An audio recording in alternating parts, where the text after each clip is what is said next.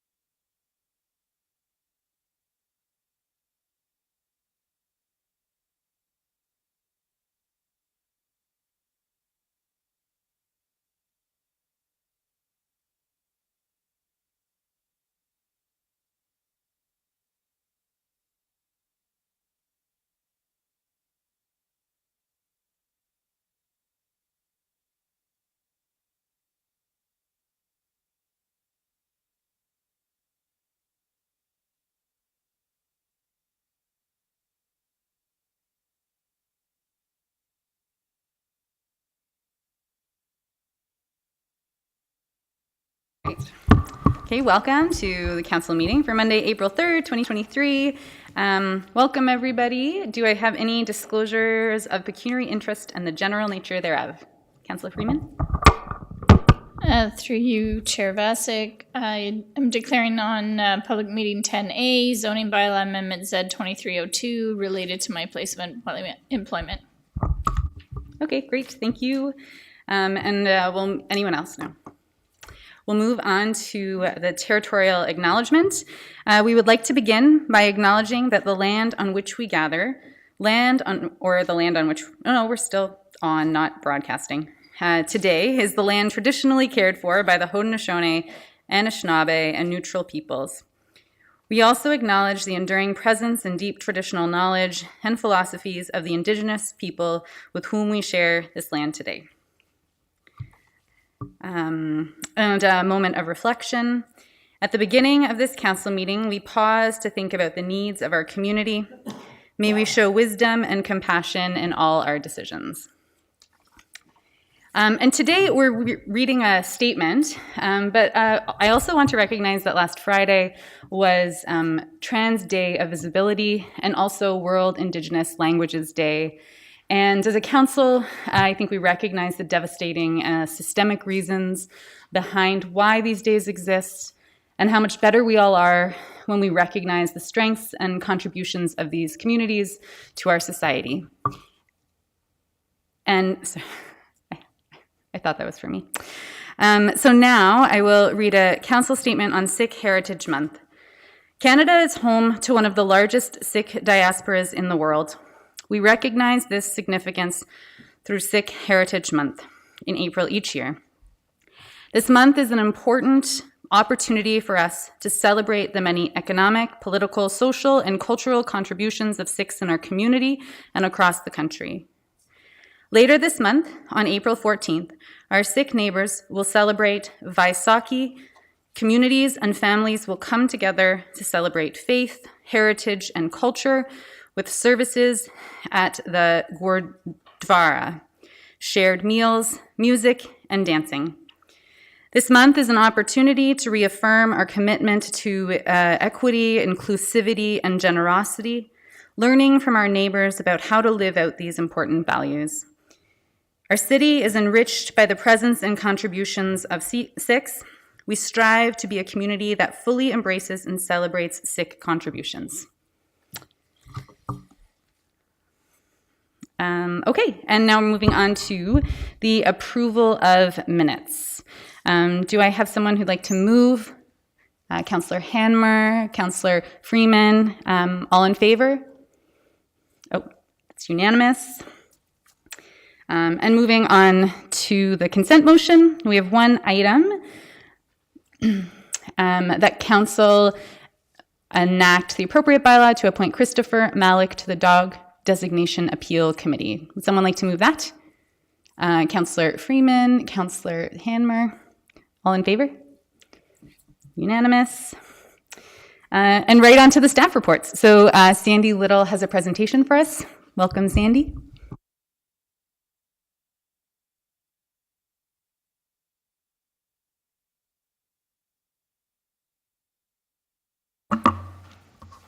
Okay. Good evening, members of council and staff. I am here today to provide a very high-level overview of the SCAN report as prepared by Deloitte. I am presenting on behalf of Deloitte as they were unable to attend this evening. I'm happy to answer any questions following the presentation and will take any questions that I'm unable to answer back to Deloitte for further follow-up. This SCAN report is part of the first phase of reporting. Due to timing, we felt it was necessary to check in with council to summarize the completed SCAN as well as engagement that occurred between November and February of this year. The second phase of reporting will be included as part of the report that will accompany the draft strategic plan in May. Since the beginning of this process, I have been working closely with Deloitte on what our process will look like for the new strategic plan. It consists of 4 main phases. Phase 1, project initiation. Phase 2, SCAN and engagement. Phase 3, the draft strategic plan and reporting framework. And Phase 4, final strategic plan and implementation measures. The arrow shows us where we are and where we are heading. I am happy to report we are wrapping up engagement and moving into developing the draft strategic plan and reporting framework.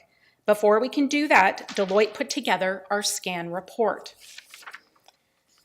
As noted, we are well into Phase 2 SCAN and engagement as we transition into Phase 3. Phase 2 is comprised of 2 main components, SCAN and engagement. The SCAN includes a thorough review of the city's plans and strategies. Staff completed a strategy mapping exercise as part of the development of the RFP last spring. Upon review of the plans and strategies, Deloitte's work highlighted some themes which will be identified in the next slide.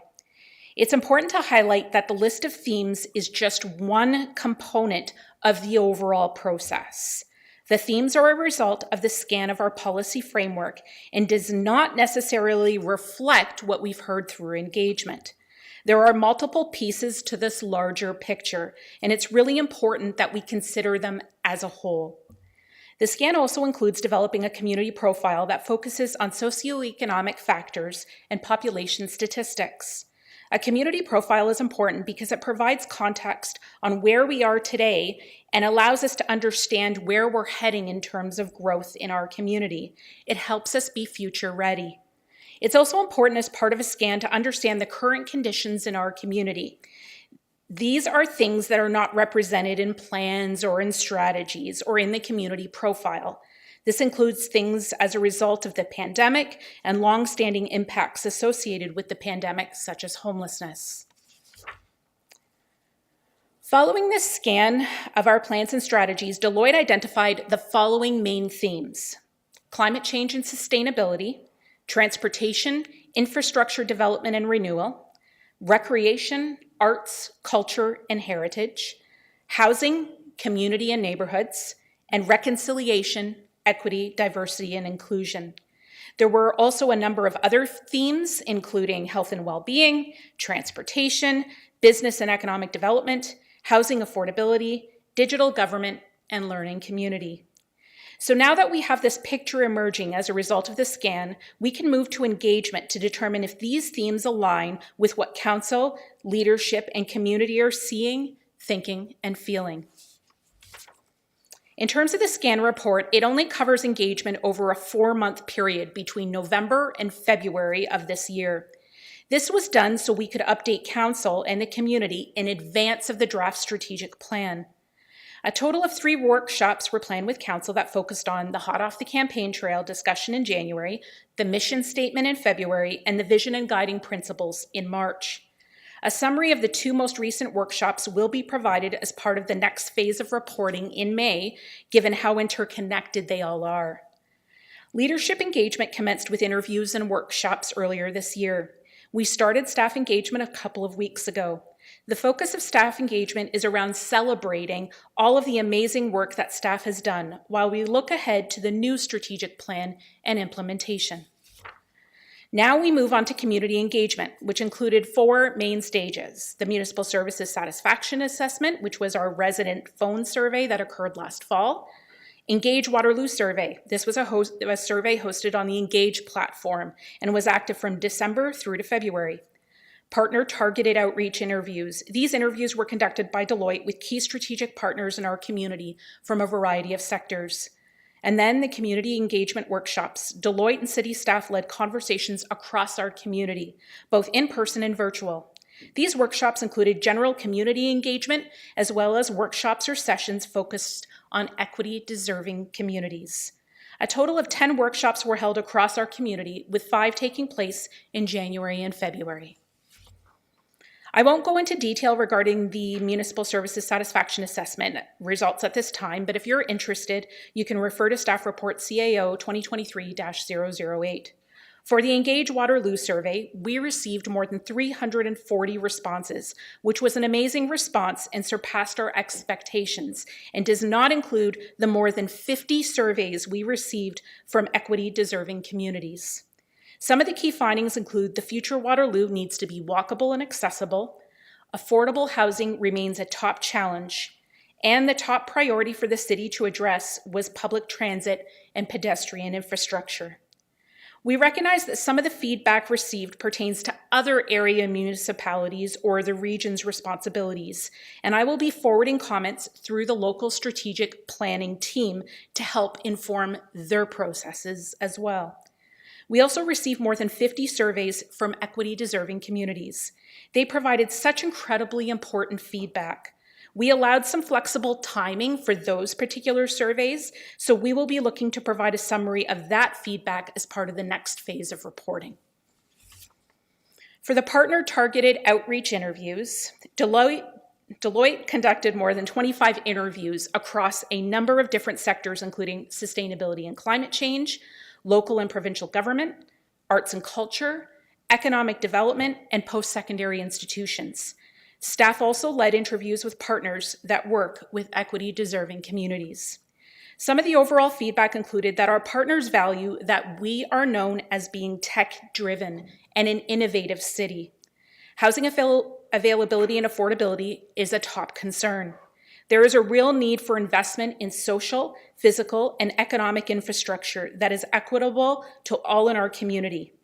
We need to respond to anticipated future growth, including through strong transportation options, both within our community and between communities in our region and beyond. And there remains ongoing concerns around a real lack of diversity, equity, and inclusion throughout many aspects of life, and also a lack of action on reconciliation. The final stage of engagement was our community engagement workshops, which included a total of 10 workshops, with 5 of those workshops happening during January and February. Of the 5 workshops, 3 were in person, 2 were virtual. We had a total of 40 participants in the 5 workshops. Some of the key feedback we heard was the desire for social services and supports to be located in our community without having to travel to other communities to access services. There are growing concerns regarding general affordability, including with respect to housing. Residents want the city to be the primary source of information for our community. Sustainability and climate change remain top of mind and recognized as a challenge for us to face and tackle. And finally, transportation, both within the city and within the larger community, are areas we need to improve on. For everyone that has been following this process, you know that an important part of this project from the very beginning for me and for the city was the engagement of equity-deserving communities. We have made commitments as a city in this space, and it is important that the strategic plan process implemented this direction. Throughout this process, I've been working closely with the Indigenous Initiatives Anti-Racism, Accessibility, and Equity team.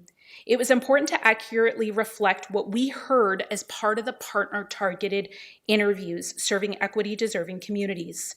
I think the SCAN report does this, and I look forward to providing the feedback received from the workshops held with equity-deserving communities as part of the next phase of reporting. This raises another important component of this process. The strategic plan is not a one-and-done approach. Implementation moves beyond the plan itself as we aim to implement it across the community in an ongoing and meaningful way. We want there to be ongoing conversations with all members of our community, and especially with equity-deserving groups. So we have come a long way, but we have a little further to go. Throughout March, we led a lot more engagement, and I'm very happy to report that our formal engagement program concluded with a really successful free skate on the weekend, with 109 skaters on the ice. The Indigenous Initiatives Anti-Racism, Accessibility, and Equity team led a number of workshops and conversations throughout March. Some I was able to attend, as well as some members of council, to listen and receive feedback firsthand. It showed that we have meaningfully invested in this process. Staff engagement commenced a couple of weeks ago. We want to celebrate the work that they do while looking to the new strategic plan. We look forward to launching the new strat plan with staff in the fall. We also engaged with our advisory committees. We had a joint session with all committees in attendance, which resulted in some really great conversation and feedback. And we also hosted a conversation with the student union representatives from all 3 post-secondary institutions on March 23rd. We heard what matters most to post-secondary students in our community. And finally, the draft strat plan will be tabled at council on May 8th. The final plan will be approved by council on June 26th, and the launch and implementation to commence this fall. I do want to say thank you to the Indigenous Initiatives Anti-Racism, Accessibility, and Equity team for all of their tireless efforts to engage equity-deserving communities, and to Deloitte for all of their hard work and leadership to help us develop a plan that reflects where our community is today while helping us to be future ready. One thing has become very clear to me through this process. People care about this community. Despite all of the challenges people are dealing with, council, staff, and residents in our community care about this city. And that just motivates me even more to ensure that the 2023 to 2026 strategic plan is an accurate reflection of the city priorities that will benefit everyone in our community. So we remain strong, sustainable together. Thank you. Thanks so much, Sandy. I think what you said there about that you've meaningfully invested in this process is really clear. You tried to be really creative about getting different communities in, youth, as well as the Indigenous Initiatives, Anti-Racism, Accessibility, and Equity team, doing some really, it sounds like some really unique and robust engagement with communities who haven't otherwise tended to engage with the municipality or be able to for various reasons. So well done. And I think I really appreciate this check-in at this point before May. So so thank you. I'll open it up to questions now.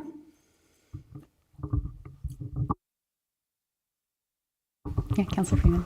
I didn't make it to this gate, but I'm excited to hear how many people came out. And can you tell me, did we receive feedback from a bunch of different age groups, or was it primarily youth? Because I know we were kind of targeting youth. Maybe you can tell us a bit more about that. Sure. So the event was held at the suggestion through the chair to Councillor Freeman. The event was held at the suggestion of yourself, and I looked into it and went ahead and booked the ice. Our biggest challenge during the 2-hour event was running out of hot chocolate and cookies. That was our biggest challenge. We weren't sure how many people we were actually going to have attend, but we had a counter at the door. It was a full family effort because unfortunately staff wasn't able to come out and assist, so my entire family came out, and we had someone counting to make sure we didn't exceed the capacity limit. We had a full range of ages, which was fantastic, and the youth were there. They were so excited to participate with their parents, of course.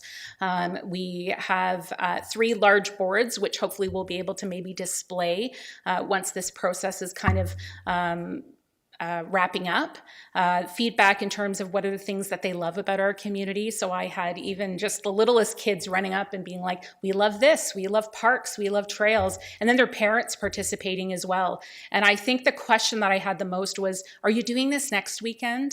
And I thought, no, I'm definitely not doing this next weekend. But it really showed the value of having people come out, being able to skate, and then having our kind of engagement exercise right with the coffee and the hot chocolate. So next time noted, whoever is going to be doing the next engagement, order more hot chocolate and cookies. But it was a phenomenal experience. We got some amazing feedback, which has already been provided back to Deloitte.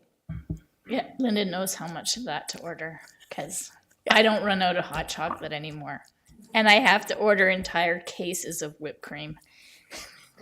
So, but no, that's really great. I really appreciate that feedback, and I echo the comments about your personal investment in this strategic planning process. So I really appreciate that too. Thank you. Mayor McCabe. Thank you, through you, Chair, and thank you, yes, Sandy, for the tremendous work that you put into this. And I did stop out at the session on Saturday, and and it was really great to see people, just asking questions and talking, and I helped pour some hot chocolate and I promised I didn't eat any cookies because we ran out of cookies, but no, people really were excited about it. And on the Friday, there was also a really good event with, I wasn't able to go because I'd had the COVID. I was testing positive for COVID on the Friday, but I appreciate you including me via a laptop, and I know Councillor Roach was at that one as well, and it's from what I could tell from my side of the screen, it was really well attended, and the facilitator was just excellent.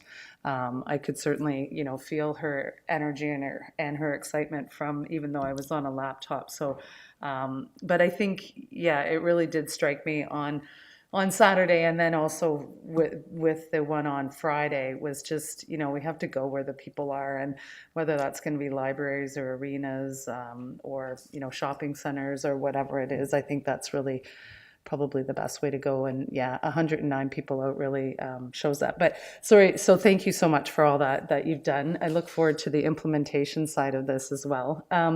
Just wondered if there's a sense of, because I'm thinking of the information and data that you collected from the MSSA, and the input that you've received from equity deserving groups and also sort of from the surveys. Is there alignment across what people have said, or is there anything that kind of jumped out at you that's, certain groups are saying something much different than other groups? Through the chair to the mayor. It's a really good question. I would say in general, based on what we've been able to review up to the end of February, we haven't done a deep dive in terms of the sessions that were held with our equity deserving groups, because those were all held throughout March. And as well, we gave them a little bit of extra time in terms of filling out the surveys. We wanted to make sure that we provided ample opportunity for them to participate.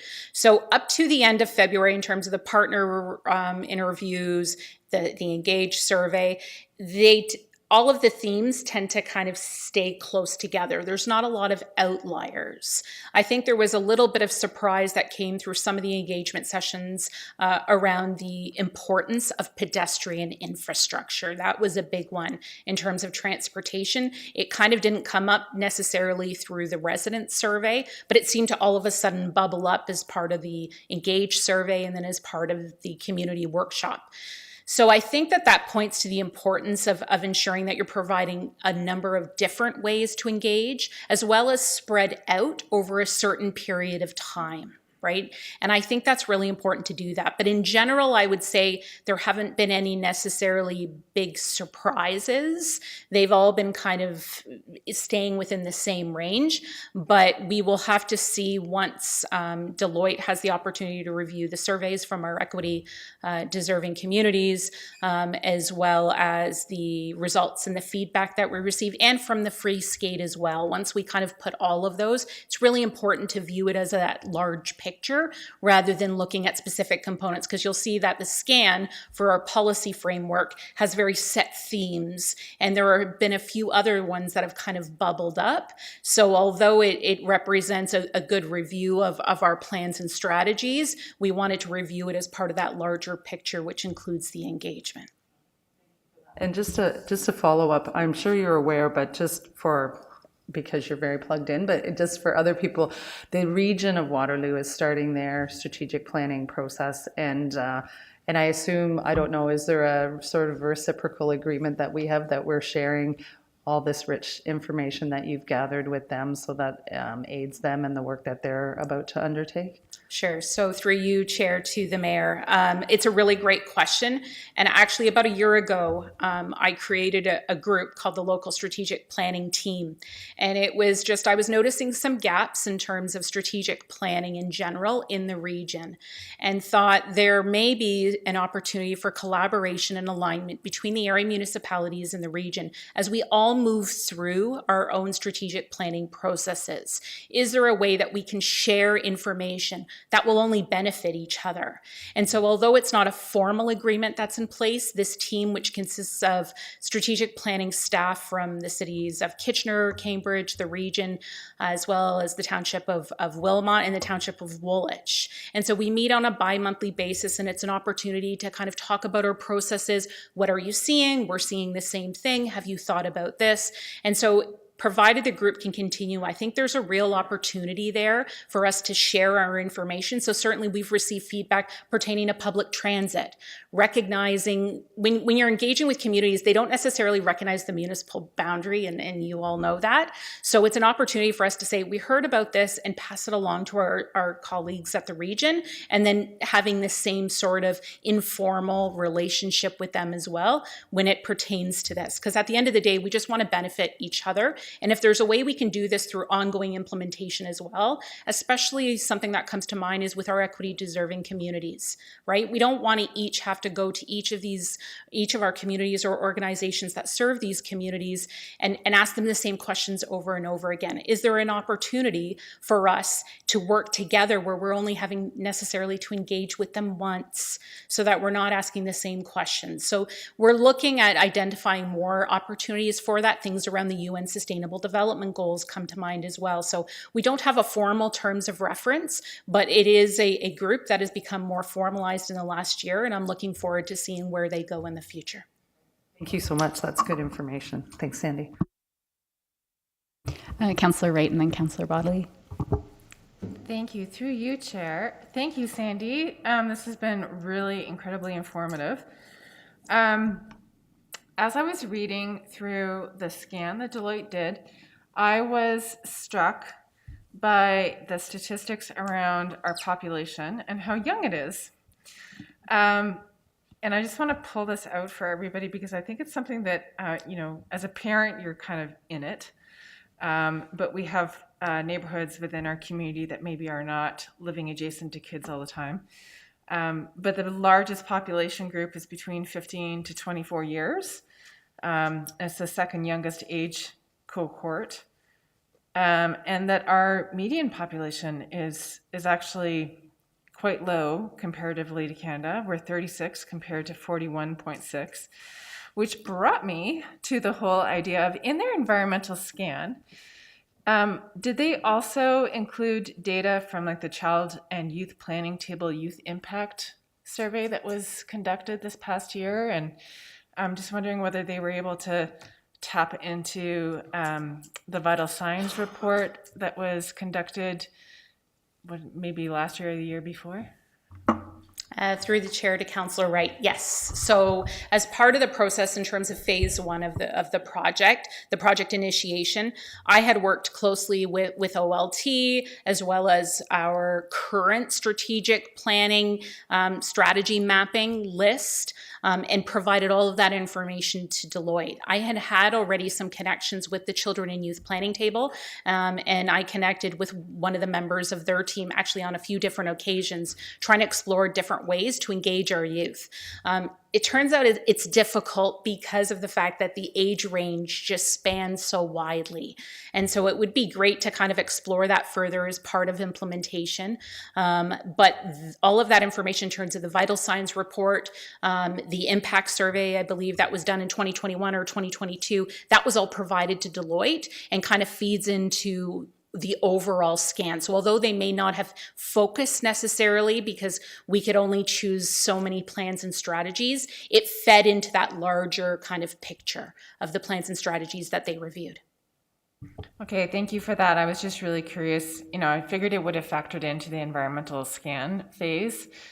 And I'm curious about how we as a city can leverage that youth impact survey going forward, because I know that it's not specific to Waterloo. It's obviously tied to the region as a whole, but it just really, those stats really struck me as I was reading, and it just makes sense for us to be very aware of those population needs as we go forward. Thanks. Thank you. Through Chair Vasic. Question about going forward here. So the draft plan is coming in May, and my question is around the advisory committees and how we're engaging with them. So I heard some really good things about from some folks on advisory committees about the meeting that we held where we brought sort of representation from each of the advisory committees together, which is I think unique and really great. But are we intending to share the draft strategic plan with some of our advisory committees or all of our advisory committees for further feedback? And what does that look like? Because obviously the window is relatively short there. Sure. Through you, Chair, to Councillor Bodley. Great question. We did do something different as part of the engagement this time around with advisory committees. What we tried to do was have 2 representatives from each of the advisory committees so that during the discussion and during that organic kind of conversation, they could start to see connections between the work that they do. Let's say you're on the Sustainability Advisory Committee, and then of course you've got active transportation there as well. So to try and kind of build those connections between their areas of interest. In terms of the draft plan, so something that I have done as well as part of this process is created a notification list.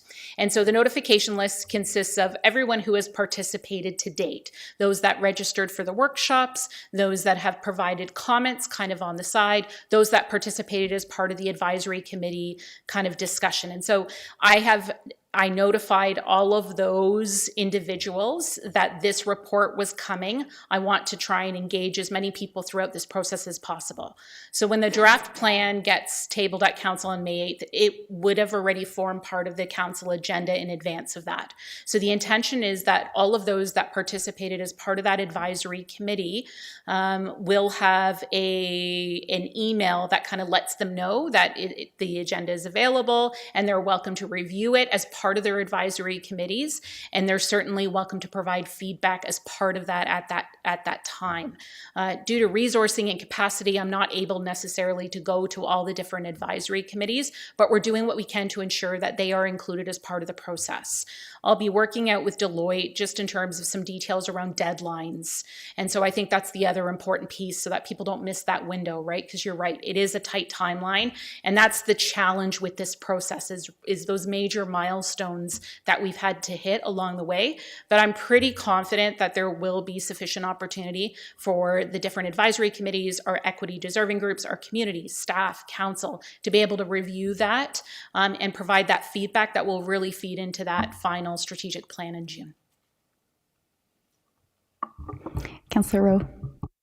Through you, Chair. Thank you, Sandy. That was a really comprehensive overview. I'm just wondering if you can expand a little bit about the process regarding outreach to equity deserving groups and what that looked like and who participated in that. Sure. Through you, Chair, to Councillor Rowe. That's a really good question. So one thing that I recognized from the start was that would play a really important part of this process, but also recognize that I probably wasn't the one that was well positioned to lead that process. So I really have to say kudos to the Indigenous Initiatives Anti-Racism, Accessibility and Equity team led by Sanjay, Paulina, Amy, and Brian. They really... when I met with them, and I tried to meet with them as early as possible, when I met with them, they were like, yes, what can we do? It wasn't, we're really busy, we have a lot on our plates. It was, what can we do? Because this is really a priority for us. So kudos to them for doing that and really believing in this process. And something that I made clear to them was that this isn't about, again, it's not a one and done. These connections that we're building, these relationships that we're building need to be ongoing so that people have trust in the process and trust in us. In terms of the specifics around who did they engage with, I know a big part of it is around the existing relationships that they already had within our community. So it was working with those organizations and those leads that they already had. But I know it was also about building new connections and building new relationships. I can certainly get you more of the specifics. I certainly kind of let them kind of run with things, and we can probably provide some more details around that as part of that second stage of reporting that we'll be doing in May. But they really led the process. We were always very much in constant communication.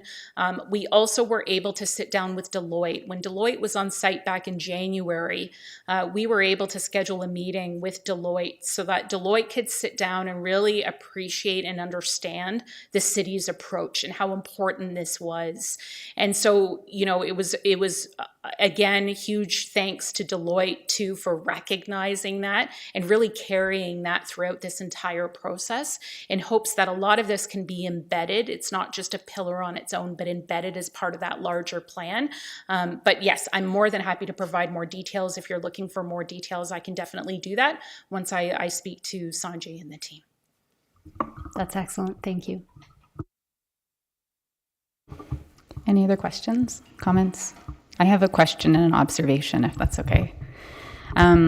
So first the question, which is the community profile shared about income, which is really interesting. One of the things I'm really curious about that I looked at in the first election was the distribution of income across Ward 5.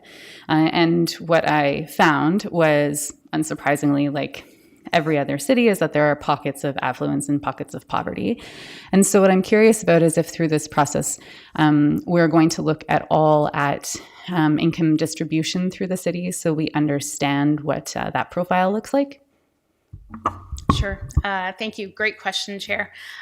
So in terms of that, the quick answer in terms of the strat plan is we probably won't be delving into a lot in terms of those details. However, one thing that I'm quickly learning about the strat planning process is it tends to be over here, but then as the ball starts rolling, things start kind of cascading off of that, and things that we need to improve on, things we need to explore further, things we need to look at, identifying where there's capacity to kind of look at things. So it is something that I've actually been having some already initial conversations with Sanjay and his team around in terms of what does that look like, because a lot of these things are kind of being highlighted throughout this process. So I would say that we're having some internal conversations around that.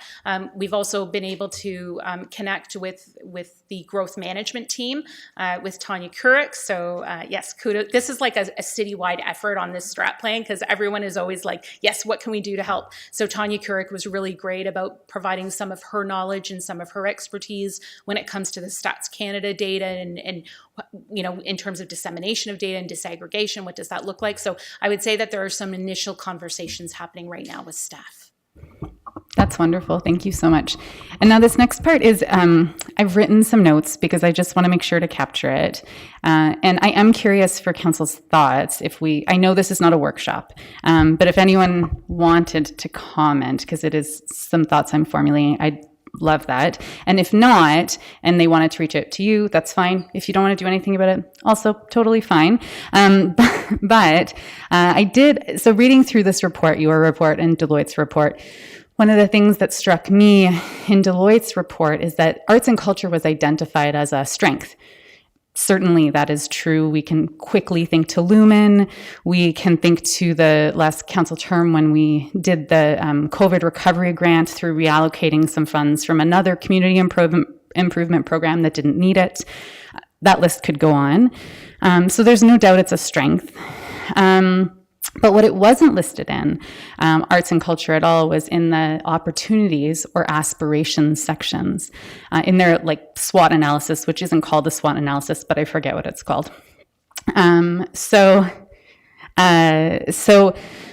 we know from reading Deloitte's report as well is that during the public engagement, there were some comments about improving arts and culture, and there were some very specific examples about how we might be able to do that. So it came up in the public engagement for sure during this strat planning process. And I think we just know from years of arts advocacy that there are needs within the arts community, various needs. So there are opportunities to do better.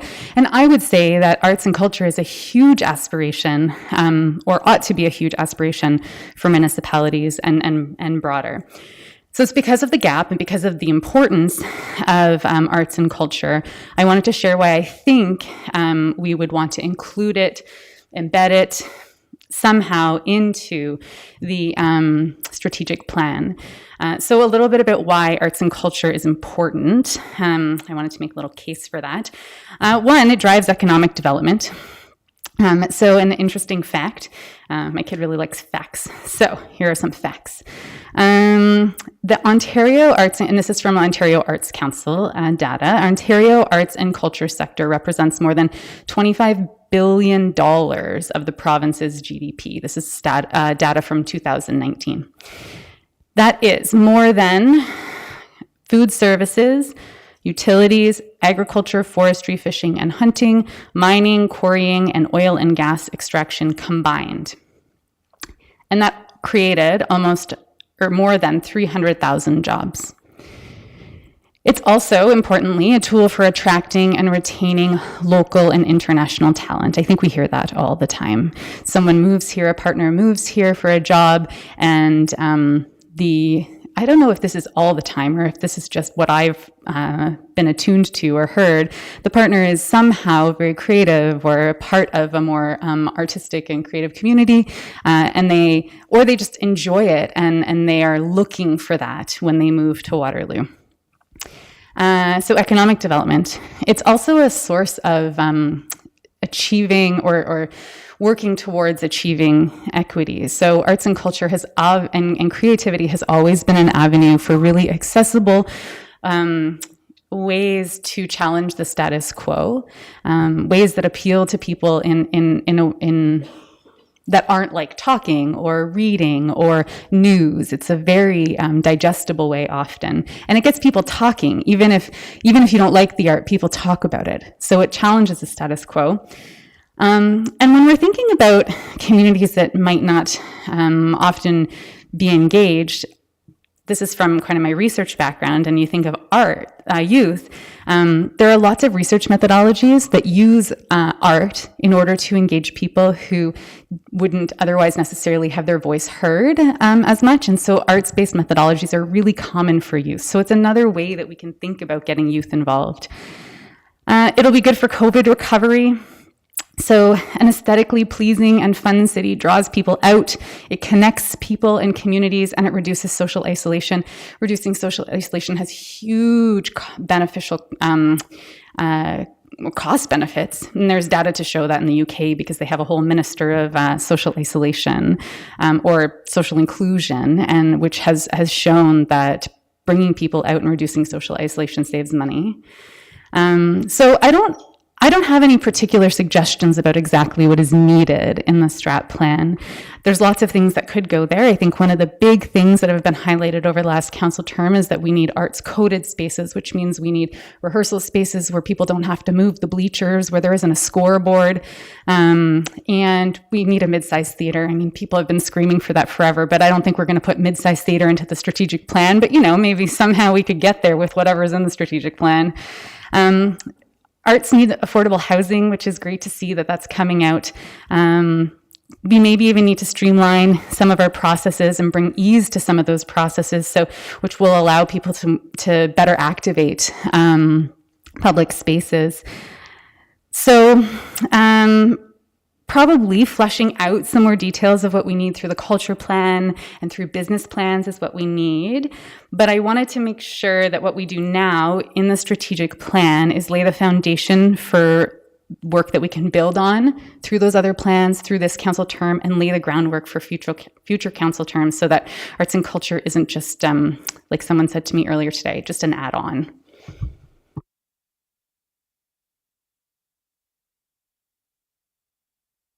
Councillor Wright.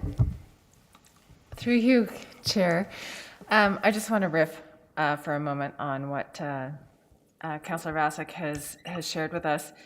Arts and culture spending is around $7 per capita in this country, and that varies significantly from some communities where it tracks, around $1 per capita, and some communities where it's $14 or higher. I think it would be important as part of our strategic plan to consider what our aspirations are in that regard, and to think fulsomely about how arts and culture can be completely integrated in our city. I'm on my second post-secondary institution in my other work. It's a huge part of the recruitment process for our larger companies and for our academic institutions. And so that continued investment has huge, huge payoff. So I just want to echo Councillor Vasek's comments. Thanks. Thanks, Councillor Wright. I obviously appreciate those. Okay, well, I think that this is just for information. So is there someone who'd like to move that? Councillor Bodley, Mayor McCabe. All in favor? All right, that's unanimous. Next up is the Microsoft Enterprise Enrollment Agreement, and I can't remember if we have a presentation for this. No presentation, but Teresa is here to answer any questions anyone has. Councillor Freeman. I'm happy to move it through you, Chair Vasic, but I just wanted to comment that I appreciate the work staff have done to look at a way to try to reduce costing on this, and that this move forward position, you'll see some long-term savings. So appreciate that. Councillor Hanmer. Thank you, Chair, through you. I'll echo, I'm happy to second the motion. Also, I'll echo Councillor Freeman's comments. When I looked at it, I thought it was great and really about time for us to be looking at a unified approach for our technology. It's going to make, I would think, Ming, your team's job much easier if we're all on similar platforms. So well done. Do I take that as your seconding? Excellent. Any other questions? Discussion? All in favor? Unanimous. Thanks, Teresa and Max. Up next, we have Waterloo City Centre lease renewal with Catherine Fife, Member of Provincial Parliament. And I don't think there's a presentation either, but any questions? Okay, a mover. Councillor Rowe, Councillor Freeman, all in favor? Okay, it passes unanimously. Thank you, Liz. And Kevin, I didn't realize you were here for that. Thank you. Okay, up next, we've got a formal public meeting. Oh, yeah. Bye. Okay, this is a upcoming. This is a formal public meeting to consider item 10A, Zoning Bylaw Amendment Z2302, Waterloo Infant Toddler Daycare Association, 372 Herb Street West. Any persons who want further notice of this application, including the passage of any bylaw, should sign the appropriate register in the binder located on the desk at the rear of the council chambers. If there is more than one binder, please make sure you are signing the appropriate one. Will the clerk please advise council of the method used to give notice of the meeting and the dates the notice was given? Notice was advertised in the Waterloo Chronicle on March 9th, 2023 and mailed on March 7th, 2023 to all property owners within 120 meters of the subject property and to public agencies. An informal public meeting was not held. Thank you. The planner, John Voss, will now give a brief overview of the application. Welcome, John. Thank you, Chair Vasic. Good evening to Mayor, members of council, the public, and other staff members. This is the formal public meeting for zoning application on Herb Street. This is the first time that council is seeing this. Staff deemed it unnecessary to do an informal public meeting, so I'll take a bit of time now to give a bit of a background, and then we'll proceed through to the final question time. I've outlined the subject site in red on the aerial photo, and the current location of the Waterloo Infant Toddler Daycare Association is outlined in blue. The site is located on the north side of Herb Street West between Roosevelt Avenue and Culpeper Drive. The property has an area of 0.22 hectares, or approximately half an acre. This is an image of the subject property and the current childcare center facility, which is visible through the trees on the right side of the building. The existing building was initially constructed as a house and was converted to a law office in 1988. The property was purchased by the Waterloo Infant Toddler Daycare Association in 2022 with the intent of expanding their child care operation into the existing building. The building is currently being renovated to remove asbestos, and a new permit will be required to convert it to a child care center. The city's official plan designates the property as mixed-use medium-density residential, which contemplates community uses such as a child care center. The property is zoned residential mixed-use 20, which generally permits a 6-story apartment building and could include commercial uses on the ground floor, including a child care center. However, it's limited to a maximum of 15% of the building floor area. The property is also zoned site-specific exemption C28, which permits the previous law office and sets a parking rate for the office. Here's a plan showing the proposed development. The applicant is proposing to create a new childcare center within the existing building, as I've noted. The plan on the screen shows the existing building, parking and landscaping in the front yard, additional parking in the rear yard, and a future play area beside the building, adjacent to the existing childcare center and their play area. This plan generally aligns with what exists today. However, a few additional parking spaces will be added to the front in order to comply with the zoning bylaw. The plan will require 2 zoning amendments in order for the child care center to occupy 100% of the building and to legalize the existing front yard setback. As such, the applicants applied for a zoning amendment application. The applicant has requested the amendment to site-specific exemption C28 to add a child care center within the existing building and to legalize the front yard setback. If the application is approved, council will consider enacting a bylaw to replace the current version of C28 with a new version that includes the requested changes. Having thoroughly reviewed the application, staff recommend that council approve zoning amendment application C2302 as outlined in section 7 of the staff report. This concludes my presentation, and I'm now available to respond to any questions. Questions, council?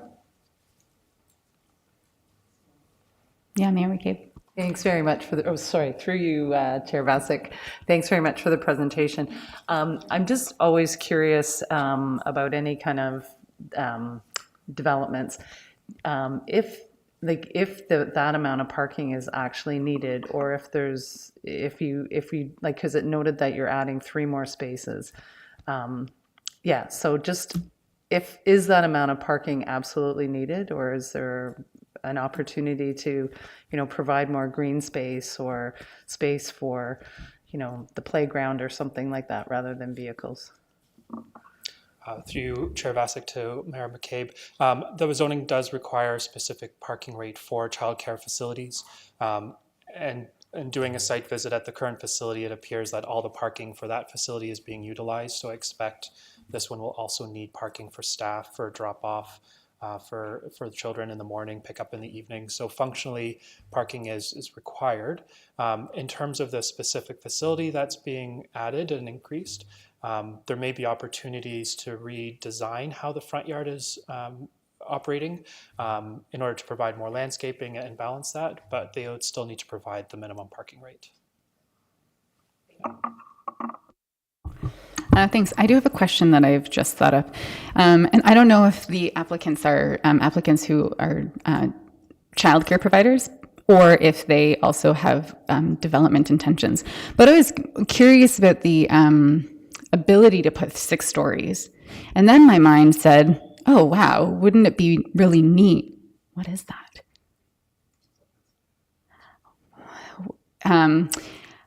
Squirrel. It would be really neat to be able to provide some housing on top, perhaps some affordable family housing that could be used by people from a childcare center. Theoretically, I'm not suggesting you do this. I'm just curious, theoretically, would you recommend that ever with the childcare here and then some units above? That would be permitted? To answer the question, Councillor Vasic, that is permitted. That's what the zoning does permit today, would be residential on the upper floors and commercial on the ground floor. Now, you can have residential on the ground as well, but you could include a childcare center as part of a larger development. The property on its own isn't necessarily large enough, so it would require redeveloping their current facility, which I don't think they're ready to do, but you can ask these questions of the applicant. I think you're hearing the responsibilities. But that's a longer term vision for the street. In the meantime, this is a great use of an existing building rather than tearing it down. The green energy that's being saved by reusing an existing building, all of those factors are worth considering. Perfect, thank you. And Councillor Hanmer. Thank you, Chair Vasic, through you to John. It may be a question more for the applicants. Now, it just prompted me a curiosity of what's happening with the current building that the daycare is in. It's my understanding, through Chair Vasic, it's my understanding that the existing facility is continuing to operate as is. So it's just an expansion? It's an expansion to provide more childcare options, and I'm sure the applicant will provide a few more details on that. Thank you.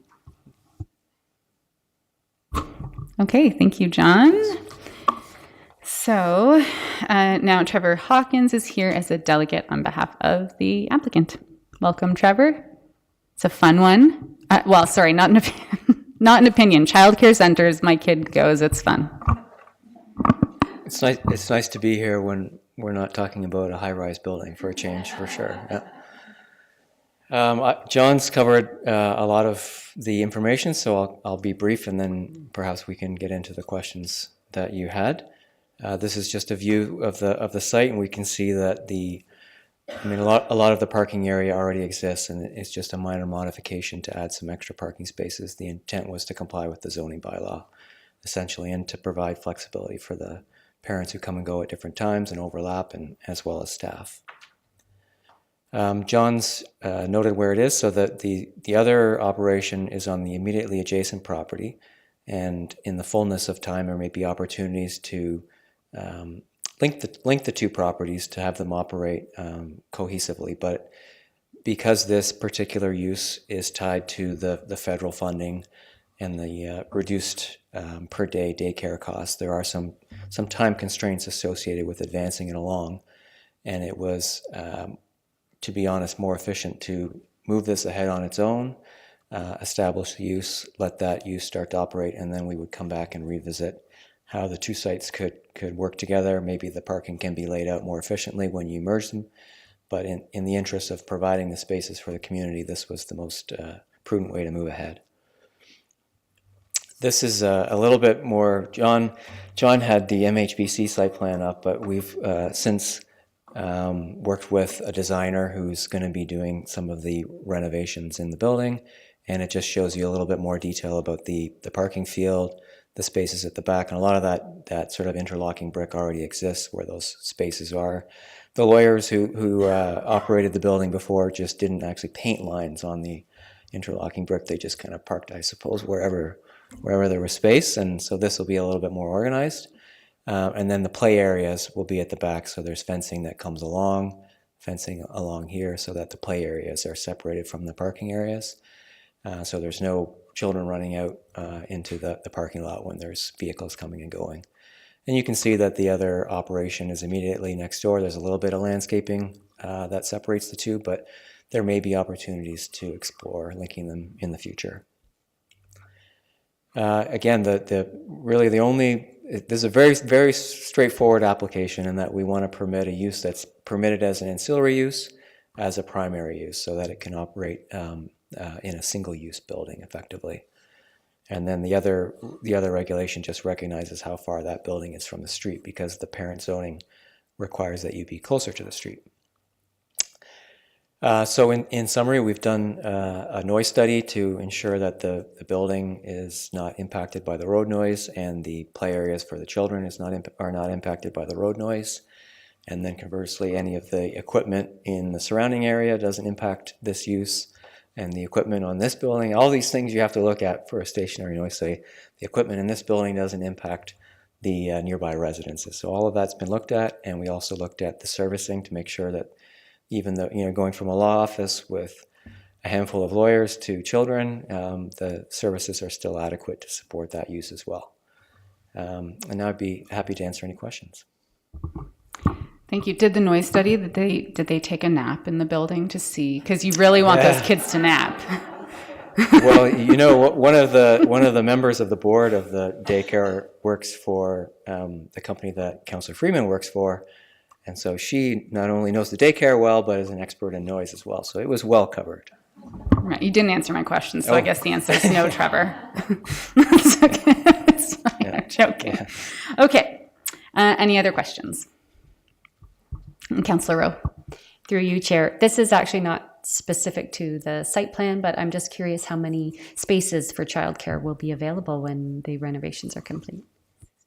63. And I believe the waiting list is many times that length. That was my next question. Thank you. Yeah. Councillor Roach.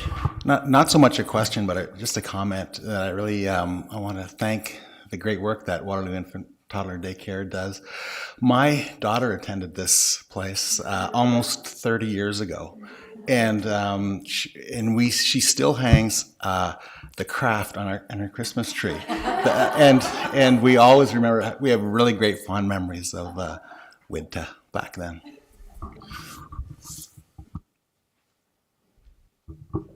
Great. Just a quick comment Yeah. too.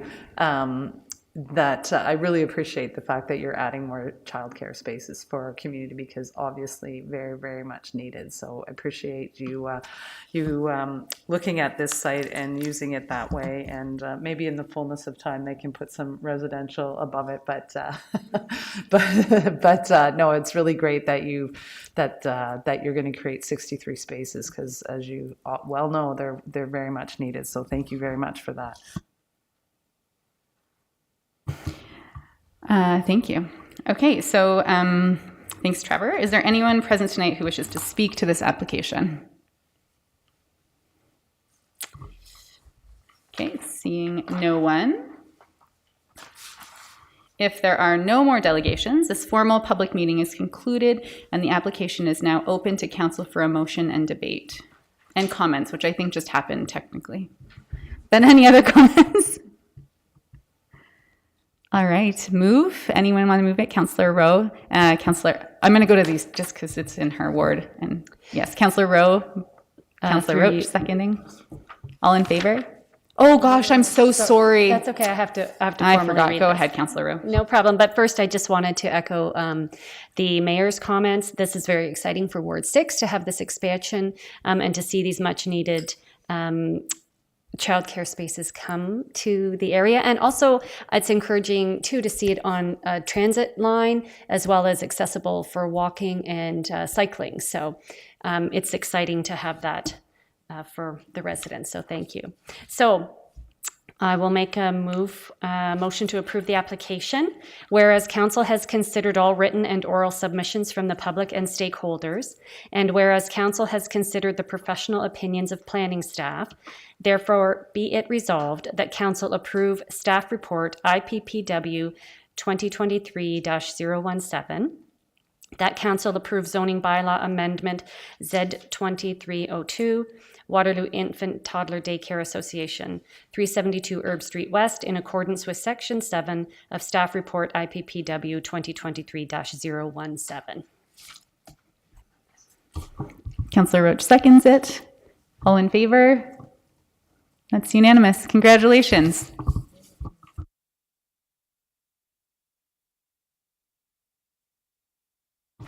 Okay, we're on to consideration of notice of motion given at a previous meeting. We have none. Notice of motion, we have none here. Any rogue notice of motions? Excellent. Communication and correspondence, none. Unfinished business, none. Any questions? Okay. New business. Councillor Hanmer. Thank you, through you, Chair. Just a shout out to a number of the home and neighborhood associations in Ward 1 who held Easter Bunny hunts this past weekend. Despite the rain on April 1st, there were a number of activities going and a lot of great volunteer involvement in setting them up. So it was good to see people out again and really excited about doing something in the neighborhood. Councillor Bodley. Thanks to you, Chair Vasic. Just wanted to also give a shout out to the Clare Hills Community Association, who held their first event post-COVID, which is exciting, building some momentum for the neighborhood association to get back up and running again. They held a free skate at Albert McCormick, and it was extremely well attended, and held their AGM, and all sorts of new folks came out, which was awesome to see. And I am looking forward to some of the Easter hunts this upcoming weekend that sometimes take like 50 minutes to set up the eggs and 5 minutes for them to all disappear. So looking forward to that. Thanks. Anyone else? Mayor McCabe. I just want to comment before Councillor Roach does that those things sound excellent.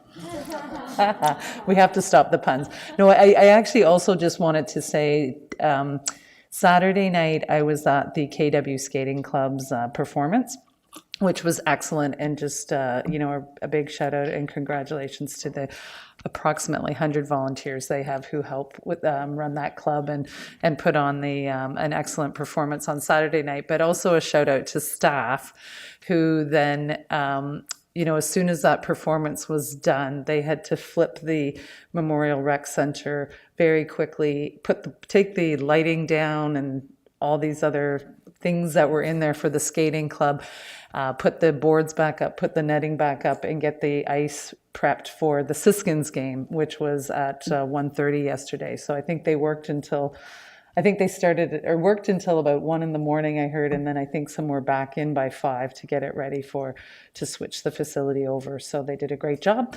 And the Siskins unfortunately lost. They're playing tonight, and then they play again on Wednesday back at the rec center. So anyway, kudos to staff for flipping those over so quickly and so seamlessly.